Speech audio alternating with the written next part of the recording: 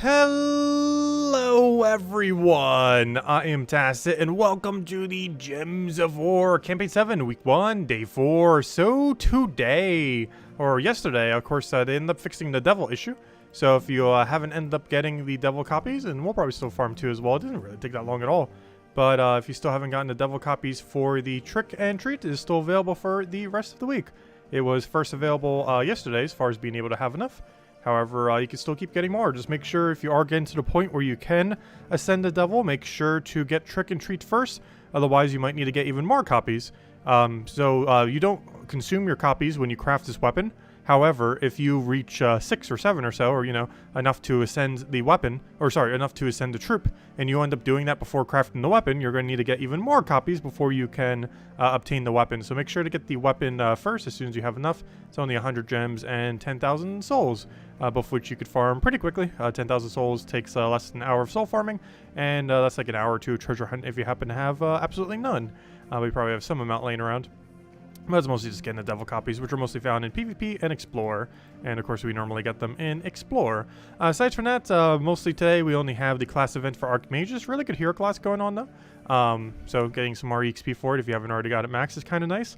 Aside from that, we're getting a brand new faction tomorrow. And yeah, it's going to be pretty hype.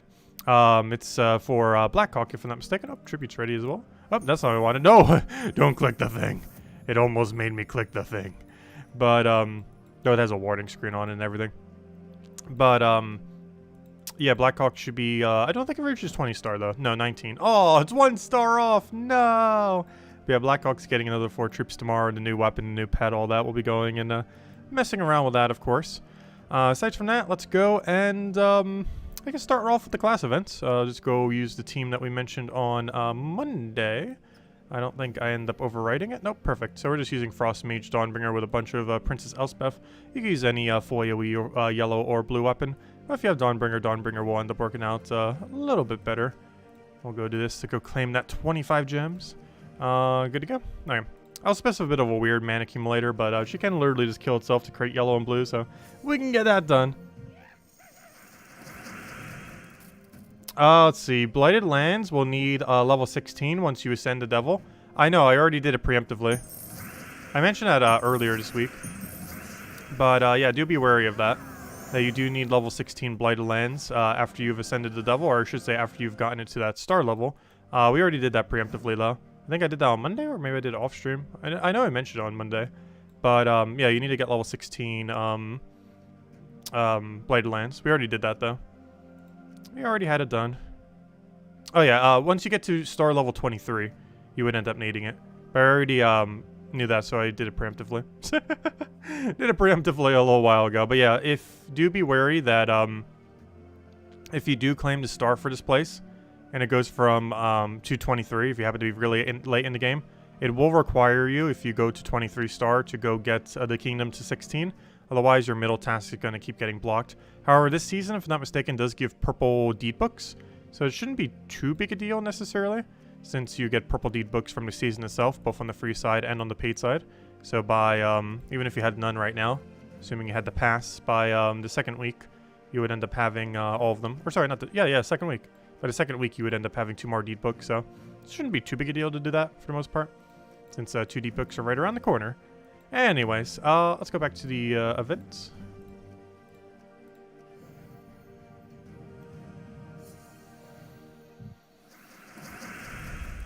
But yeah, it's not that long of a wait if you did accidentally do it. And even if you're playing fully free to play, I believe in like 3 to 4 weeks you'll have 2 purple deed books. So it's not too big a deal. Because I believe on like 5th or 6th week you get the second free deed book on the free side. If you didn't buy the paid pass. Otherwise, if you bought the paid pass, you would get another 2 next week.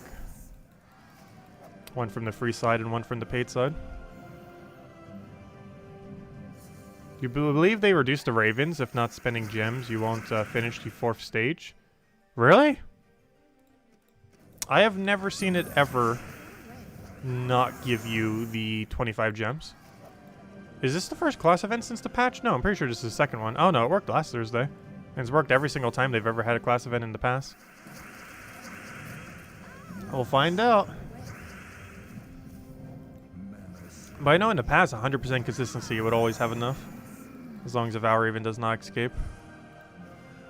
Currently, we seem like we're on the path to do so. We have 7 sigils right now. Didn't we start with like 8?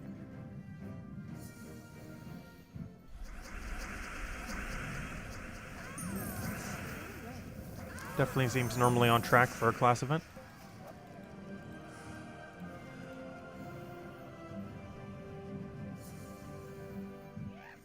And there's another one. So yeah, we're still perfectly on track on Valor Ravens.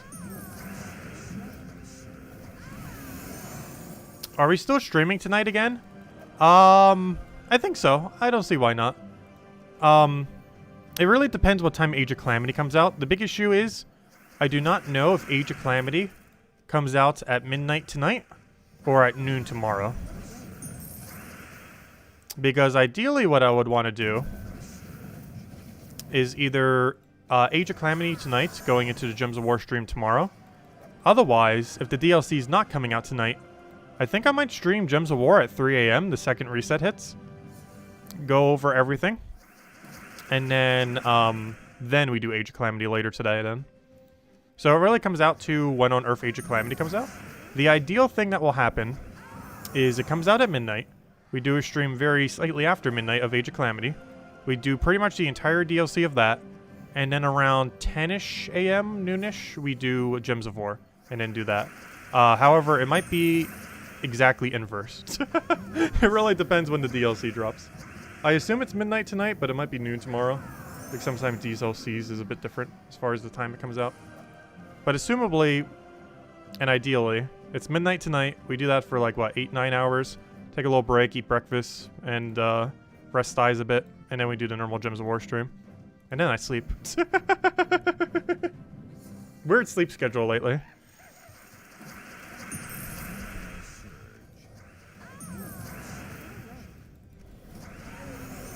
Well, regardless, we're streaming something tonight.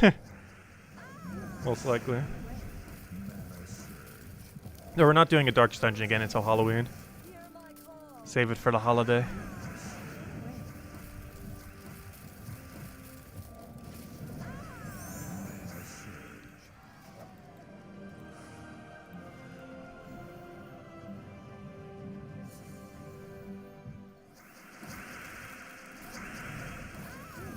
Oh, that's a bit of a miss. That's rather unfortunate.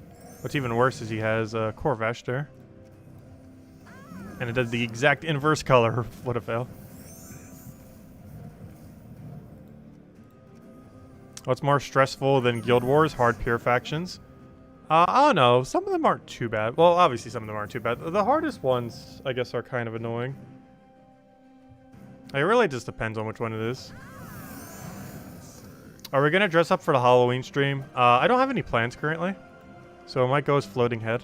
Floating Head's always fun. It's the one time I can wear like a yellow or green shirt on stream.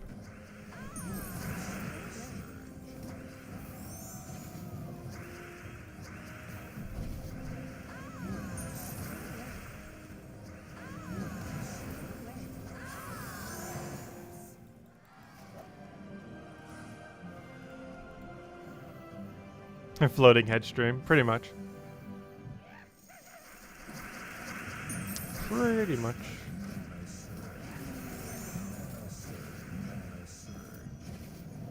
The only problem is I don't think I have a long sleeve green shirt. I just realized.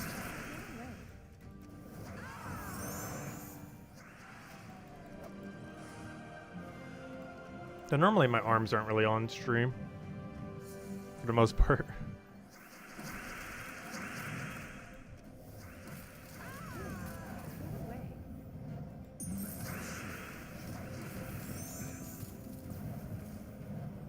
Has anyone done a faction tier list? I've been meaning to.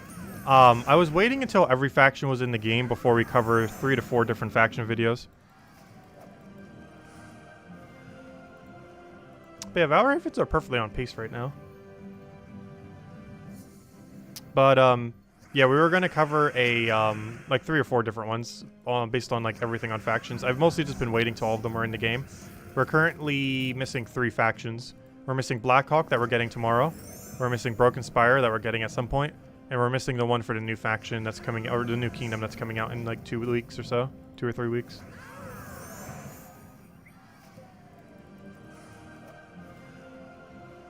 So it should probably be sometime early next year. Because pretty much everything that you can cover on factions, I want to cover on factions around that time. Once all factions are definitively in the game. Or at least all factions are likely to be around for quite some time. Oh no! Well, we did find the Val Ravens exact enough to get it done. Problem though, we failed. So, we did find enough Val Ravens. The only problem is, it kind of ran away. Well then. Rippity. It ran away with 10 gems. So we found exact enough Val Ravens, so no, they didn't change it. It seems perfectly normal. We found the exact number of Val Ravens. Problem though, it ran away. So unfortunately we don't get the last 10 gems. It got away. With our 10 shiny gems. Not too big a deal though. That 10 gems is still nice.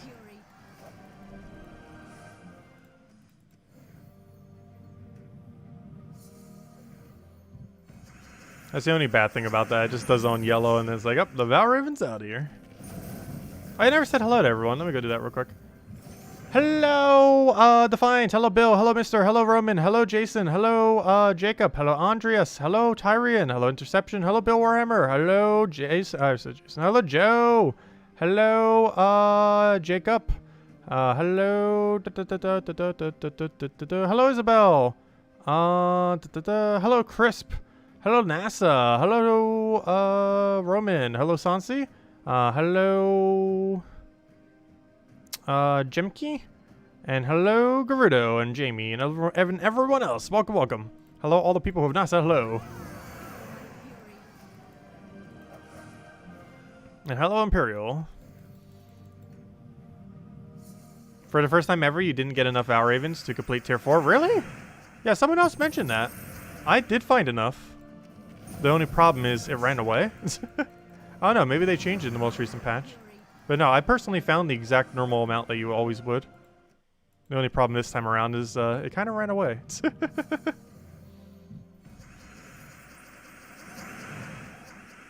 Every single time I say I did build twice or more, his ego gets bigger. It only makes him more powerful. As well as every first and every last.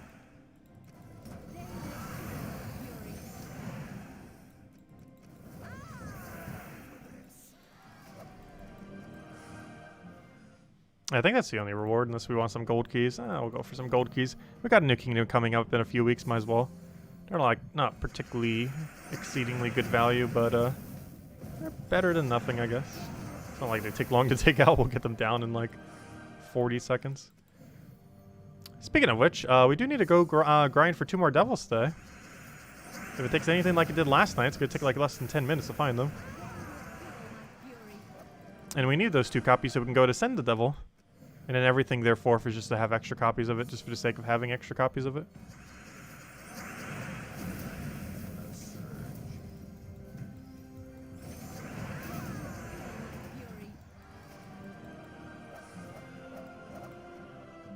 Alright, we did that. Since we're already using this team, might as well clear our dungeons real quick.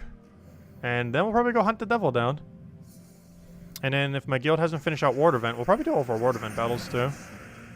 Because I don't think I did it last night. Because we got sidetracked with using the weapon for like half the stream. The new Trick and Treat weapon. Trick and Treat weapon's okay. It's about as average as we kind of thought it was going to be. Biggest issue it has is no board control. It's a pretty fun concept, but I don't know, it's just not viable enough. The lack of board control is the biggest thing holding it back. Even just the smallest amount, like a few explosions or something, could have made all the difference. Did you see your custom mythic? You created one every month for fun. You sent it on Discord. Oh, I need to go check it later. Yeah, I use Discord very, very rarely. Though I did use it the other day to just confirm when the release date was Darkest Dungeon 2 was. But very, very rarely I feel like I use Discord. Other than like chatting with people ever so occasionally. Alright, we did that. So, let's go hunt for this devil then. We need more copies. We currently have 5. We need at least 6 to go ascend it. I guess we'll just go to Blackhawk and just use a standard Dust Devil quick kill. Seems like the way to go. And once we find 2 devils, we'll go hand out a code. Oh, before I do though, how close are we on Word Event? I do want to check that real quick. Has my guild finished it or not? They have not, so we'll go do our battles then. That's because we can. And also because it makes us look not dead last, because we're currently 3rd to last as the leader of the guild. So I should probably get those battles in. Anyways, let's go hunt for the devil first. So we'll go get our 2 copies of devil, hand out a code, and then we'll mess with the Word Event for the rest of the time until we run out of sigils. And then we'll be all prepped and ready to go for tomorrow's event. The new faction coming out at 3 AM. I am looking for the... Where on earth is it? Where's my... I think it's called the something grind. Gnome grinder, there it is. Catch you later, Jason. Thanks for stopping by. Yeah, trick and treats, not really something you're going to be using on most teams. It's one of those weapons you kind of just have for fun and then don't really ever use. It's not going to be particularly viable. It's more like a gimmick more so than anything. Well, it's almost a good thing that's not viable because it is a season-locked weapon. We don't even know how we're going to be able to obtain it in the future if you don't get it this week. The earliest you'd be able to get it is probably next year's Halloween if you don't get it this week. Because that's how most Halloween items work. Is they come around seasonally every year, if they even come back every year. Like some seasonal stuff doesn't come back every single year. Sometimes like every other year. Oh yeah, no problem, Isabel. Yeah, we're still going to be streaming Darkest Dungeon 2 a bit more. Next one will be this Halloween. Speaking of which, we found 1 to 2 Halloween troops. Now we just got to find the other one. Our 2 daily devils. But yeah, it does not take like any amount at all to really find this thing. Also, for a second, I thought we were going to get 2 in a row. That would have been amazing. Has anyone actually found the devil twice in a row yet? The chance of that happening is pretty low, but I'm pretty sure it can happen. I highly doubt they coded it so it couldn't.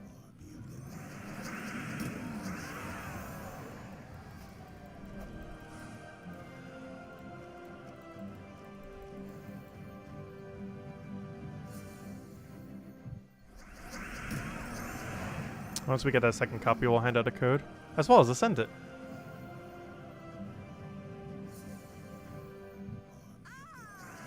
On day 1, you got 2 devils in a row. Nice. Yeah, it's a very low chance, but it can happen. It's a bit weird that it's like a 2 per day limit, though. Because none of the forum posts ever mentioned that it was. That or it has like a really weird diminishing return after you've gotten 2.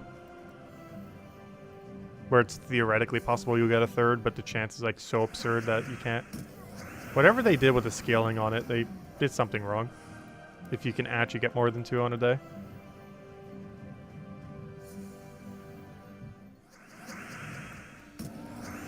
You had Keeper of Soul and the Gnome before that. Luckiest 5 games you had in months. Nice. You got a Raven on your first fight. You ended the 25 gems with 0 on the counter. Yeah, we had exact enough for the class event today. The only issue is our Val Raven got away, unfortunately. You can't upgrade Blade Lance to 23 star because the faction pet. Oh yeah, you do require the faction. Well, actually, you don't technically require the faction pet. However, I believe you have to max out some other cosmetic pet in the past to do it. So realistically, yeah, you do need the pet. Because if I'm not mistaken, you need 3 Blighted Lands pets maxed. That's not how you check that. You need 3 Blighted Lands pets maxed. Which means... Oh, you actually do need all 3 that exist there. You need the Faction 1 of Fell Roost. You need the Hell Puppy, which is just a standard Blighted Lands bonus. And then you need the Daemon bonus one. But, yeah, this one's been around, I believe, forever. This one is, came in a little bit more recently. I think it came in like a year and a half ago. And this is just from completing the faction all the way. But yeah, it does require those 3 to max it out. Which I still find really funny because of how the, that's not what I wanted. Because of how the stars are set up. theoretically, with how the stars are set up, you don't actually need a maxed faction until level 30. Like, that's the objective on level 30, is to have a maxed faction as one of the 3 objectives. But it's kind of funny, because how the rest of the game is set up right now, anyone who gets to level 30 would have already had the pure faction done ages upon ages ago. At least in the current state of the game. Because there's so many levels already where you need like 2 pets, 3 pets maxed, where it is required, or nearly required, to, if not exactly required, to have had the pure faction already done to full completion. Which is just funny because it's also the very final objective. Also very unfortunate mythic here. Very rare that we see these, but this is a super unfortunate battle. We just have no way to really kill it. We don't even have a way to get the mana we need to go kill it. Come on, just give us a skull. Give us anything. Come on now. Give us the mana we need to win, or skull to kill him with. Thank you, finally. Gosh. Like the rest of these will just go down instantly.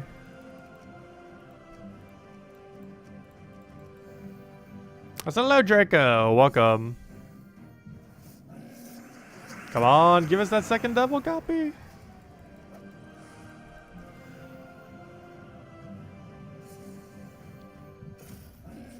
Every single time I see that Battle Crasher pop up, it's like, oh, it's going to be the thing. It's like, oh, no, disappointment.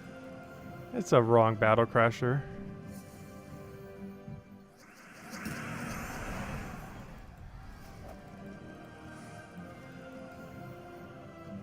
Wait, does retreat spam actually work for it? There's not really much of a point in retreat spamming when we can win in pretty much the exact same amount of time. The win button is the retreat button. They both would take probably the same amount of time to do. That just gives us more loot. Can you actually retreat spam it though? I know with gnomes you can't. But if all it's checking is your battle, and it's not being checked by anything else, you could maybe retreat spam and actually still find it. I know that doesn't work with gnomes anymore. They changed it, so you can't cheese it that way.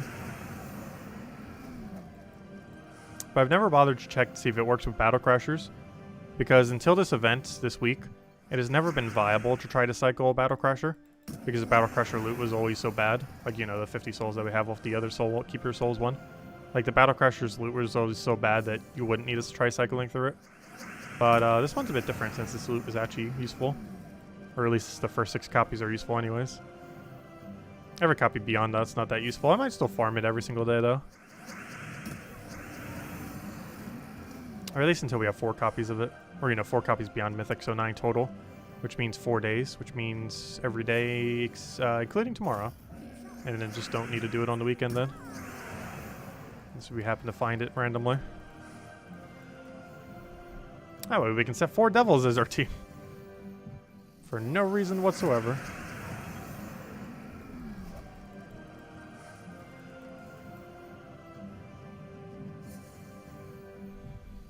Come on, where's the final copy? The first one took us no time at all. The second one was actually taking us a little bit of time for once. That's still not too bad. Anything under 15 minutes is still way quicker than I thought it would be. Like, I was expecting this event to take like half an hour every day to get to 2 copies. And I think on average it's been like 10 to 15 minutes to find both copies of the devil.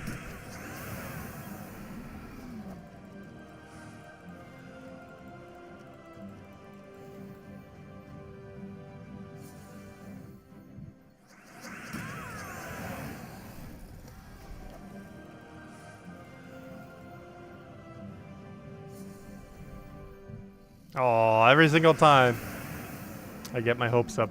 And then it's dashed with 50 souls. Which is a very pitiful amount of souls. It could at least be 100. Especially for a Halloween event. 100's not going to break any economy. Even at that, it's going to be pretty small.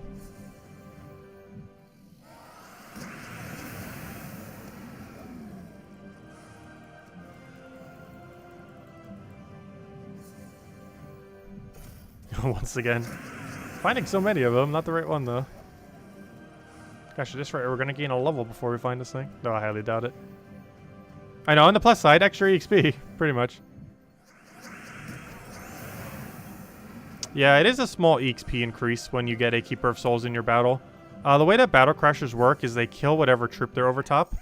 So not only do they end up giving you a little bit extra souls, like an extra soul or two, based on your percent. Definitely a minimum 1. But it also ends up counting for EXP, because it counts as you getting 5 kills, which is why you get the extra soul and also why you get that little bit extra EXP. Because how a Battle Crasher works, it's a little bit different than a gnome. Like a gnome just appears there, and it's just a part of the 4 composition. But the way that Battle Crashers specifically work is they kill whatever the unit is that they're replacing, and then they spawn in that location, which is a bit different than how gnomes work.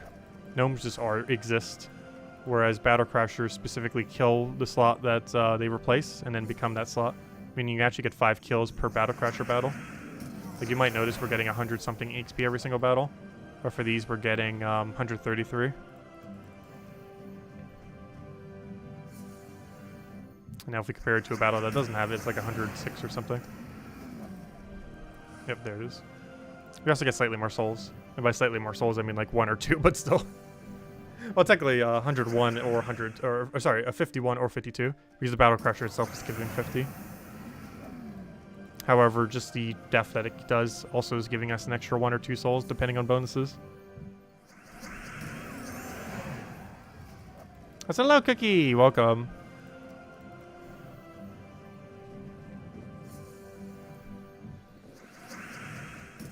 That's hello, Anthony. Welcome as well.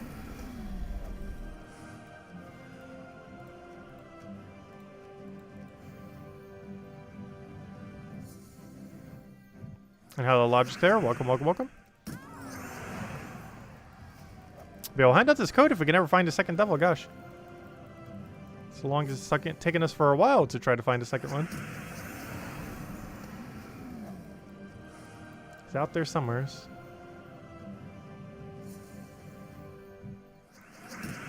And then we'll hand out a code, and then we'll finish out the ward event.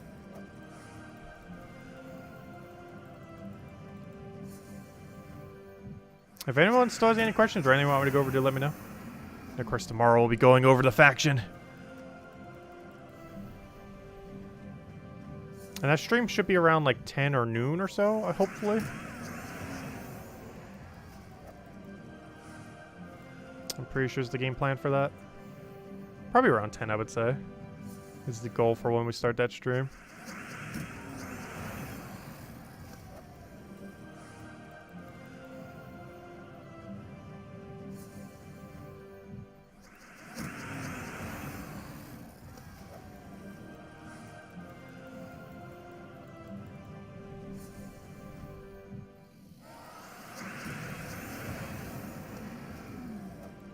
You got your faction team all ready to go. Nice. Yeah, I still haven't selected mine yet. Doesn't take that long to build it. I forget what color the faction is.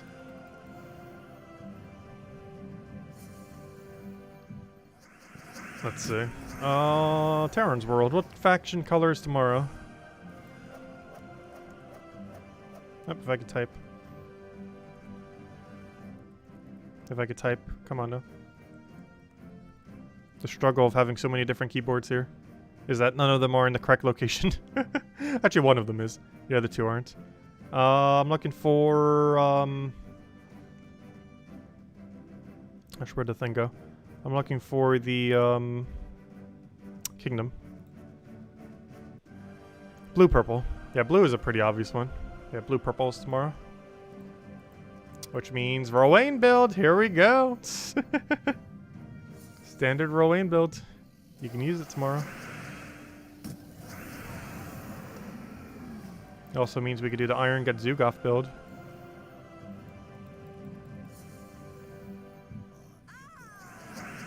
Also means you have access to Thrall, Leprechaun, all that good stuff. Oh, that means we could do the Ultra meta for the thing then. Because that means you could use Thrall as your mana accumulator for the Iron Get Zugoff team. And just have like, oh yeah, oh, wait. No, you can't run Tesla. You need a green, yellow. You need to have access to blue or red, while also having access to green or yellow, because you need half mana start. But yeah, you can run standard Tesla, but you can't half mana start Tesla next faction, which makes it slightly less desirable. But you could still get away with it if you don't have other options. But you don't have half mana start for it. You'd have to have 20% mana start, which still works, but It's not as optimal. But after a Leprechaun cast, it should still be a pretty sizable amount of mana for them, if nothing else. Or a Thrall cast, depending on how you're going about it. Or just triple Tesla, true. And just let Enchant get it up.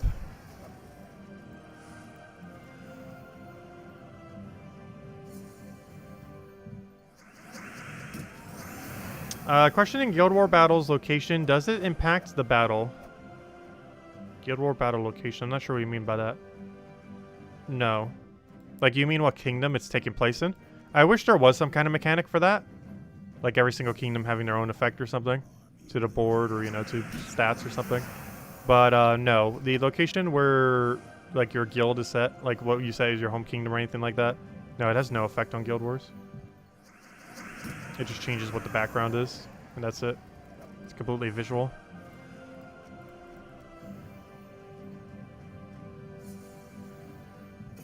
There we go. Gosh, he took a little while to find. Well, we found him. There it is. Let's go upgrade this thing and hand out a redeem code.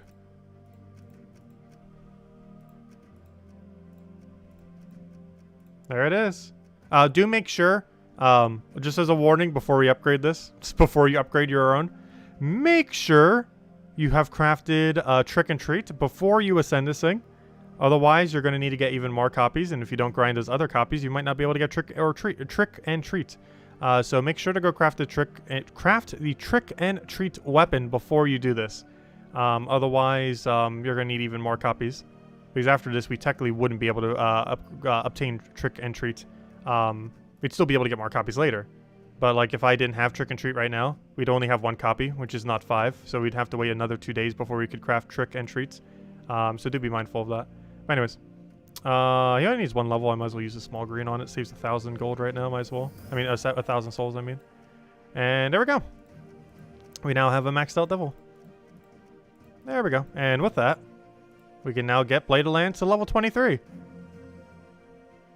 Do be careful though. If you do get it to level 23, this will require you to have Blade of Lands to level 16. Otherwise, it will block your middle task on your daily adventure board. So do be aware of that as well. But we already did that preemptively, so it's not a big deal. What do we even get for that anyways? Tribute reward? Okay. Tribute reward's not as good as chance, but hey, it's better than nothing. I think that's like a little bit of extra souls or something whenever we get tribute. Yeah, it's a little bit of souls, a little bit of gold. It's a little mix of everything. A little low in glory though. Not as many souls as I thought it would be.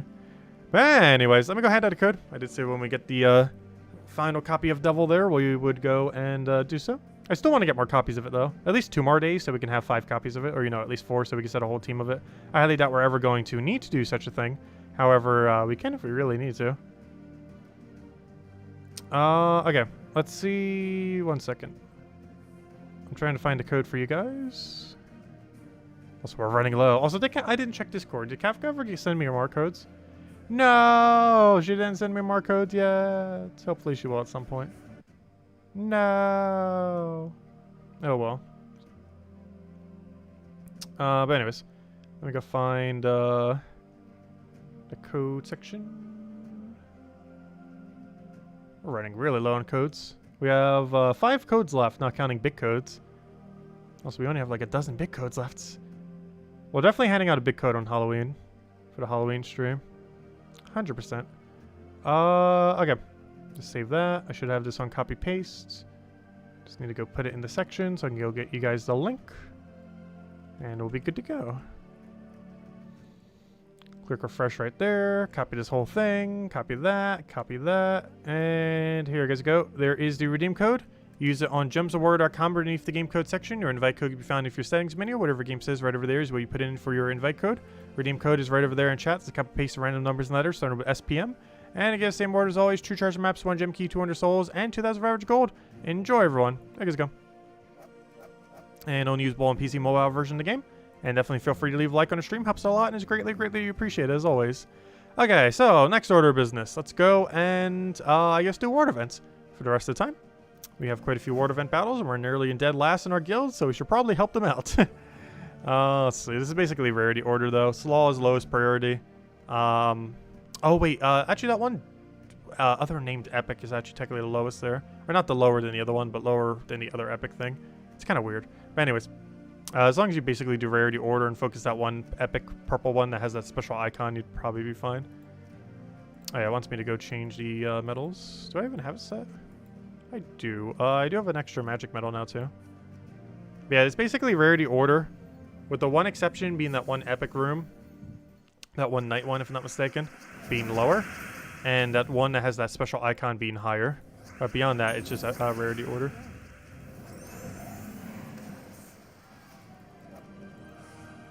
Hey, that's kind of funny. My guild just got a pet event for that one pet from Blighted Lands. That's pretty funny, because that's actually now required to get those 3 pets there for the Blighted Lands upgrade. Oh, there's that good room with the highest amount of points. I might even go grab the pet real quick. We haven't been taking as many for pet food lately, so probably should where we can. Oops, I almost just had her kill herself there, like we were doing for the other one. I forgot, this team doesn't actually want to do that, does it? Also, let me do purple and not yellow, just in case. I don't need another Valraven escaping today. It already cost us 10 gems earlier. Though this one's not too consequential if it did. It would cost us absolutely nothing if it ran away. Because our guild's easily going to have the event done. I still don't want to see it run away.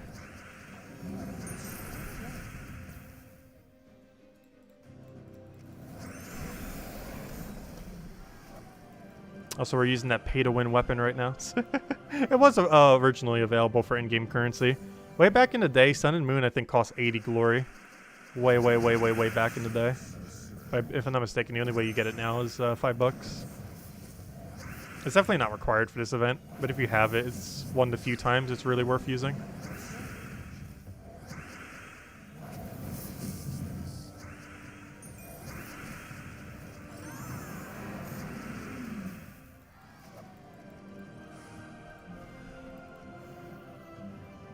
Hello, Stradium's Cats. Welcome.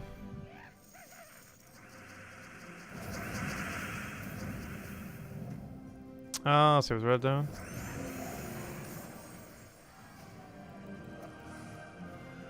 Oh, could we try making a team with the devil? I don't believe it was viable. What did it have? Double Lycanthropy? I actually can't remember. I remember whatever it was, it seemed a bit underwhelming. Like, some of the tarot cards you can kind of build around somewhat. I really don't feel like you can with devil, though. There's a couple of them that aren't as bad, because I think one of them has, like, what, a double enchant or something? Which has some situations, and a few other things like that. But I don't believe the devil's effect was particularly good. I'll need to go double check, though.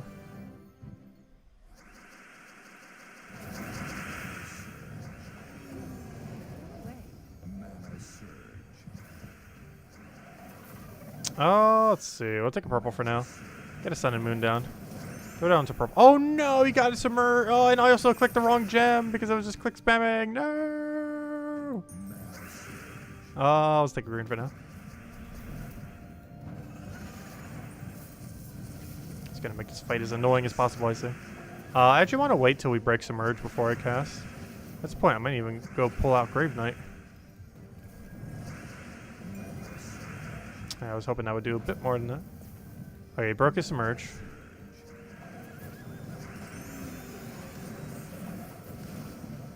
Let's just do regain submerge. Alright, we need to skull bait it or hit it with skull. Either or. Or Grave Knight it. What a weird way to win. I'll take it though. Yeah, I don't think we can cover the rest of the points, but our guild will definitely have it done by tomorrow night.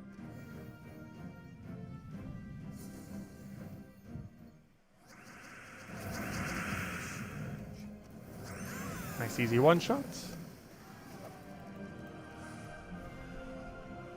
Might as well just keep taking the lower level ones. If I'm not mistaken, the level does not actually dictate any amount of reward. So we might as well take the lowest leveled ones.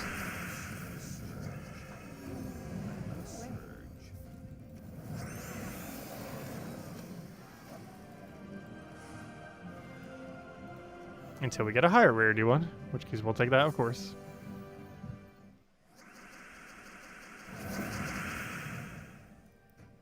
Using as a cheap option for Iron Gut. There's already some cheap options, though. Like Curse Effigy is the same color And it has board control, and it's only 3 mana more. But in doing so, you get board control for it.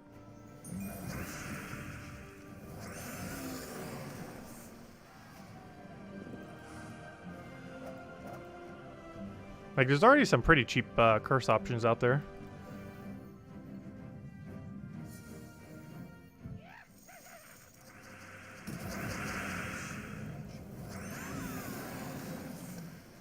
And there's not too many teams that would both be creating a lot of purple while simultaneously having the need for curse.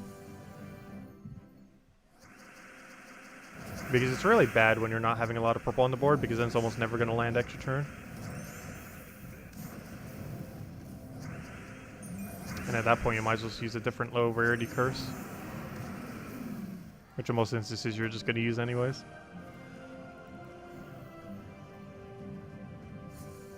A lot of those like golem-like troops normally set like the standard for what a troop needs to do, like at minimum, to be viable for that status effect. And Curse Effigy is technically not a golem, but it effectively functions as such. It's a really tanky unit that does a single explode that scales based on that. I was gonna say, what troop is that? I didn't see he got his ability already. He's like, I can't remember the icon. That's because it's on something that has like no meta whatsoever. Very bad troop. I could take an Ubers there. Whoops. We missed the Ubas, so it doesn't matter. Any Skull Poke would have killed. Should be able to find one more Valraven here. We don't really need that one Valraven, but we should find one more Valraven.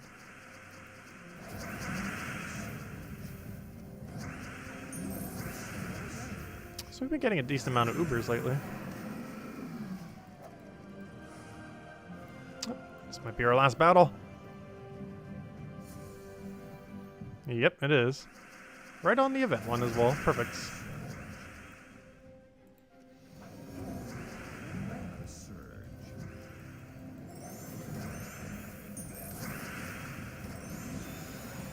Wait, did it actually just get a 2-gem spawn and give us an extra turn? That's funny. That's something else that Sun and Moon, Dawnbringer does as well. That seems to almost like never hit. I didn't even realize this weapon does the same thing. It's overall pretty bad effects. But we got extremely lucky there. There we go. Oh, not enough points to finish it out, but the guild will easily do that by tomorrow. Now our score doesn't look as pitiful. Instead of being 28th, we're now 25th. Looks like RNG got us slightly there. Because obviously this whole section of people are people who did the bare minimum. And there's Kaki. Okay. So we did that. We did that. I believe that is all the things. Until tomorrow, in which case we got a big thing. So, instead of just doing a little bit of grinding, let me go over the new troops that are coming out tomorrow. We have done this already. However, it was like, what, a week ago or so?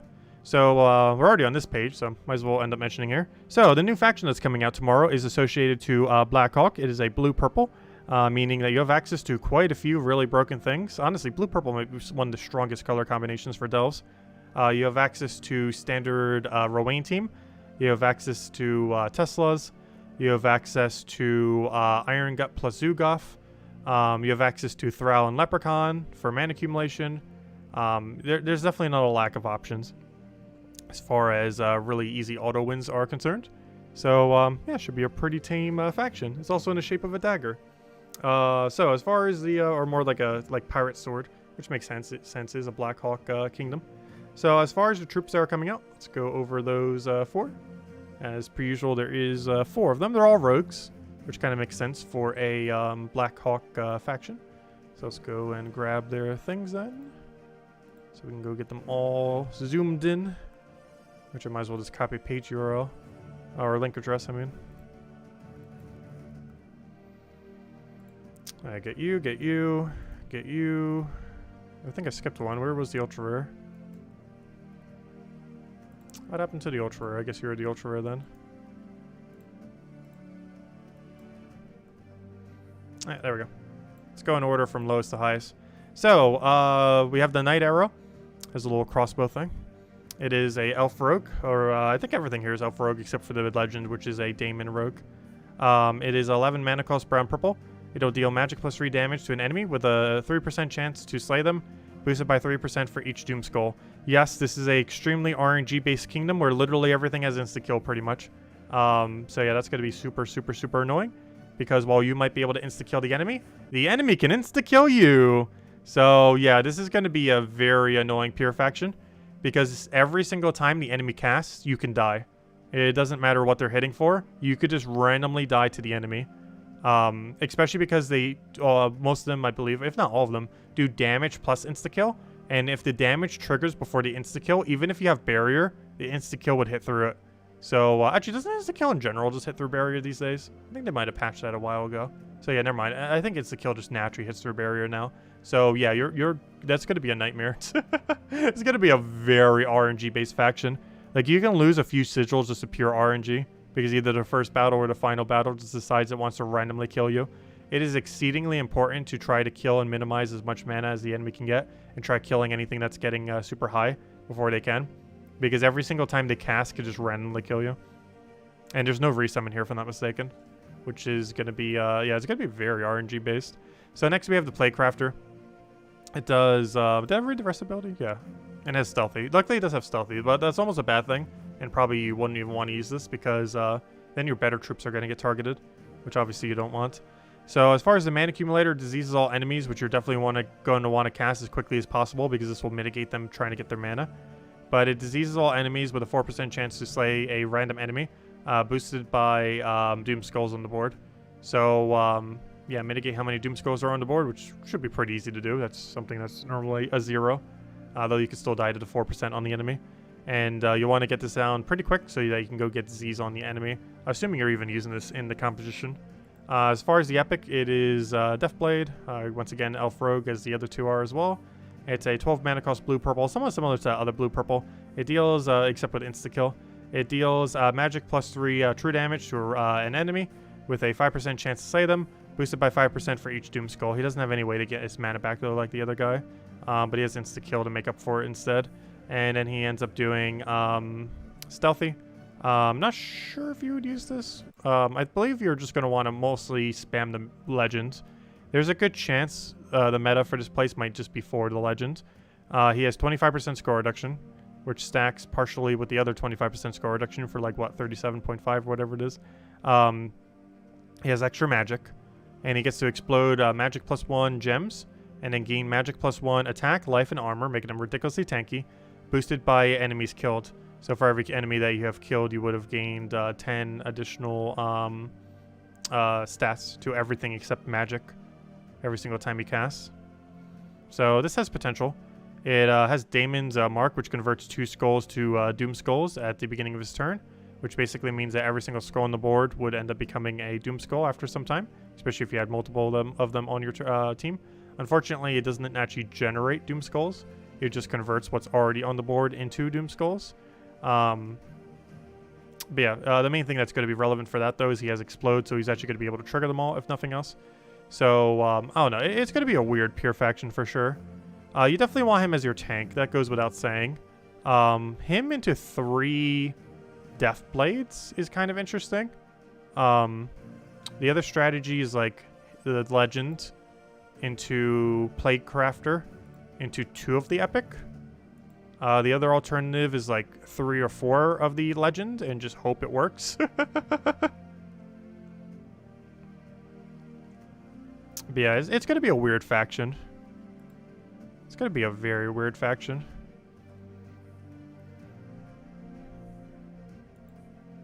Realistically, you're composing most of your team out of Death Blades and the Legends. At most, you'd put the only other thing that you might put in there is Plaguecrafter just to disease the enemy. But I'm pretty sure every team is going to be composed out of some amount of the Legend and some amount of the Epic. The most realistic teams are probably 1-3 or 2-2 or 4-0 for the Legends. I highly doubt you'd go 4-0. But the main reason I say that is if they do keep insta-killing, worst comes to worst, if you only have 2 troops left by the final battle, I feel like you could win with 2 of this Legends. If your entire team was just 2 of this Legends, maybe even 1 if you got lucky enough, I feel like you could kill out the Pure faction. Because he's basically a 1-man army as far as the Pure faction is concerned. So, yeah, it's one of the reasoning behind why 4 times the Legends might work. Realistically, I feel like the best team is 1 legend, triple epic though. But it really depends how it goes. It's definitely going to take a little bit of testing and messing around. And luck. This is definitely a bit more, one of the more luck-based pure factions, that's for sure. Compared to some of them that we've been having. Maybe not buying the 3rd trait is better. True. If you didn't buy the 3rd trait, they would not have the Doom Skull boost ratio. They'd still be getting it from their own on the final fight, but they wouldn't have it on the first fight. So yeah, there is an argument to be made similar to how it would have been for the other place if they actually would have added the skull mechanic, which they didn't for that one Weavern Run location, because they were all going to have like those skull mechanics that would have been better to not have rather than have until you've done the pure faction. And this might be another instance of that, where it's actually worthwhile to not upgrade the legends and just go and play it out that way and just kind of hope it works. Because you wouldn't end up creating a bunch of Doom Skulls for them to boost ratio off of. So, yeah, it's definitely a factor to consider with it. That is for sure. Yeah, that's the faction we're getting tomorrow. Since I haven't gone over it yet either, let's go over the pet and the other thing as well. So, for the pet that we're getting tomorrow, it is this thing. It looks like a jar thing? Why won't it open? Why won't you open? Fine, I'll go copy a link address if you don't open. If you won't open, I'll put you in here. But yeah, we got a little jar with a little thing with a little squid thing kind of out of it. Almost like a kraken kind of thing in a jar. But yeah, we got that. That's the pet for the faction. Standard faction bonus, of course. And the other thing that we have is the weapon that we're getting, which actually I don't even know what the weapon is. See if it's any good or not. We do have to read it from this text since it doesn't have its own special thing. But as far as what it does, it deals magic plus 3 true damage to the last enemy with a 6% chance to slay them, boosted by 6% for each Doom Skull. So it's a completely useless weapon is what it's trying to say. In many more words than that. Let's see. So useless. Draining 3 from first isn't bad. 5 damage to last, which is kind of weird. Because this is doing true damage and that's physical damage. And then bleed the first enemy. Yeah, it's a really bad weapon. You'd still get it for completion's sake, of course. But its actual usability is non-existent. A lot of the dagger weapons seem kind of underwhelming. Almost all of them just kind of like touch the last slot very lightly. Like there are very few daggers in this game that are like not completely horrifically bad. Let's see. Horrible. Unless they're like mana accumulating, every single one of these is just like dead content. Dancing Dagger is actually really good. This is what you normally use instead of Dawnbringer if you don't own Dawnbringer yet. Though, of course, you start using Dawnbringer instead once you have it. But, this is the alternative to Dawnbringer more often than not, prior to having it. You get it from 250 wins on the Drifting Sands hero class. Worth considering if you're super early on in the game. Oh, never mind. I forgot. There is one turnip that's ultra meta. The Norbert's turnip. Norbert's turnip's absolutely insane. It's one of the top 10 strongest weapons in the game. It's weird that's a dagger. The reason why it is a dagger, though, is it synergizes with Rogue. Or not Rogue, it's synergizes with Thief hero class. But never mind, there actually is a good dagger, isn't there? I didn't even realize. Trick and Treat actually counts as a dagger? That's kind of interesting. That's not an example of a good one, though. Also, Skeleton Key's a dagger, though. Skeleton Key kind of got nerfed into the ground a while back. It's still usable, but it's a lot weaker than it used to be. So yeah, I guess there's actually some pretty good daggers, because I didn't realize Stone Slicer actually counts as a dagger. Stone Slicer is one of the top 10 double creation ones. If we ever get a Construct hero class, this is going to be like a meta, like maybe even top 5 weapon. I would say it's currently around top 10 or so, but maybe top 20. But it's going to be so much higher if we ever get a Construct hero class. There's a lot of weird gimmicks you could do, and one of the interesting things about it is, well, for one, some of the mythics that it's synergized with. But the other factor being it feeds mana back into itself. And it does so while being able to feed some pretty decent construct allies with a lot of mana. Because you have to keep in mind there's some really, really decent ones that you can do with this, like Lord of Slaughter, as well as Gargoyles, as well as a couple others. But it has some really good construct synergy. The reason why it's not normally utilized, though, is there's no construct hero class, so it's already creating less gem spawn. But definitely has quite a bit of potential. As far as those double convert weapons, it's definitely one of the best of those few. Actually, that's kind of interesting, because the other one that's a double convert, like probably arguably the best one in the entire game, as far as the double gem creation weapons are concerned, Norbert's Turnip, is also a dagger. Which is kind of interesting. I guess dagger does have some okay options. But all those daggers is just like hit last slot for like a small amount of damage with some kind of extra effect. Not a single one of those is viable, and they pretty much never have been. Which is kind of unfortunate. Because the premise is like interesting, like, oh, you can just go tap the backline and kind of kill them. But none of them do it viable enough. The only thing that really does is like the insta-kill that's on the class, like that 7% insta-kill when you get a kill. Like that when it triggers is amazing. And of course there's some that hit last slot that kind of have that premise that are good. Like for example, Life and Death and Weaver and similar combinations. But a lot like the weapons that end up having it, they're all really underwhelming. I guess technically Life and Death is one example that isn't. But that's a tome, that's not a dagger though. Like all those single target ones, they just don't do enough to justify using them. And the new one coming out tomorrow is the same. But anyways, guys, any other questions? Otherwise, tomorrow, probably around 10-ish, we should be doing a stream for the new faction. I'm probably going to be streaming tonight, probably Age of Calamity or Sleep. It depends if that DLC comes out or not. One or the other. We're either sleeping or doing Age of Calamity. Probably doing Age of Calamity, though, so check the channel around midnight if you're up. If you're staying up late, we might be doing that all night. We'll see. And then when around 10 or so, we'll go do the faction, cover everything with that, do a stream for that, and go from there. And anyways, guys, I hope you all have a wonderful, wonderful weekend. Best of luck with everything. Best of luck with that faction, because gosh, it's a luck-based faction.